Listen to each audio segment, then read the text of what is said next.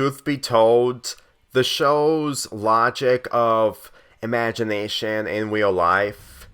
this episode doesn't really do a good job on showing the imagination when it comes to the climax. Like, you can say all you want that everything is imaginary, but when it comes to the logic of having so many boxes, you can't make me convinced that all of this is imaginary, which is something that I've witnessed upon watching this episode for the first time. But it's not an issue now, judging of how this episode got really entertaining upon this binge watch.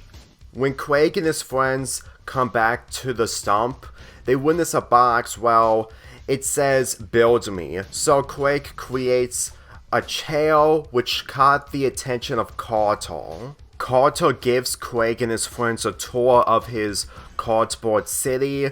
and all the while Craig is really furious at Kelsey and JP for breaking everything inside the cardboard city. And considering that they're not interested into anything inside of the cardboard city, unlike Craig, this leads to them leaving.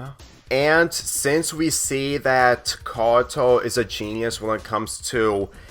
basically anything else when it comes to cardboard, he makes a cardboard sink with duct tape that manages to keep cardboard completely fine, all the while having popcorn in some of the way. Granted, not everything is possible, but if you can't convince me that this isn't full-on imaginary when it comes to these kids, then there is easily a half when it comes to real life, and the real life nature of this is mainly cardboard coming to life. Truth be told, when fans see the imagination nature when it comes to the kids, what I don't see is mainly the fact that they are okay with the whole realism of a cardboard destroying a cardboard city that was the original cardboard city, and it can't make me convinced that Carter was using a small box that is indestructible in some other way and destroy basically anything else in the original cardboard city. Granted, this isn't an extreme criticism when it comes to issues because it's not really an issue at all, but at the same time, when imagination comes to mind, this isn't really imagination if you ask me. What I don't remember is mainly the characters Carter and Zoe, and the fact that two cardboard cities are separate, with this being the original. And the more I think about it, it really gave me the impression that this is imaginary when it comes to Zoe's cardboard city, since it can be bigger in the inside once you put your imagination to the test. But compared to Carter's city of cardboard, honestly, if you put your imagination to the test when it comes to the inside, you can't make me convinced that he is willing to make water work,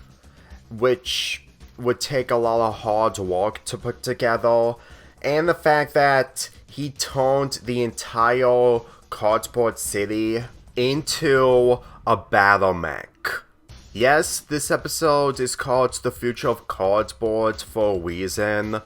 but at the same time, it really lives up to its name on taking this really literal. You can't convince me that this isn't imaginary, because if it was imaginary, we would have actually seen a scene of what the mech would have looked like outside of imagination. But since we never see that in this episode compared to other episodes, the explosion looked real. I'm being really serious right now that when I saw this scene for the first time, that explosion looked too real to be imaginary, to the point that it really feels like that the stuff falling out, which is always inside of the box, really felt like it was falling down. So, truth be told, with how flip-floppy the logic of this show is, this episode really convinced me that whenever it's not being imaginary, it literally has rules that just makes me more confused and just makes me question more onto how the world building works.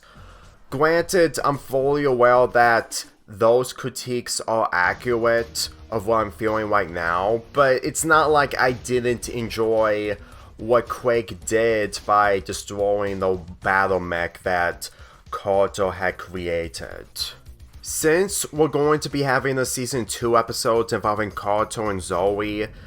with Carter getting so many boxes because his father has spent so many things and he keeps all the boxes to himself, I really got the impression that this show's way of cardboard is mainly just showcasing of what kids can do involving cardboard. And this is a lot more literal compared to the SpongeBob episode Idiot Box. Despite the box being something that SpongeBob and Patrick do, it was still cardboard, and just by witnessing the cardboard in this episode,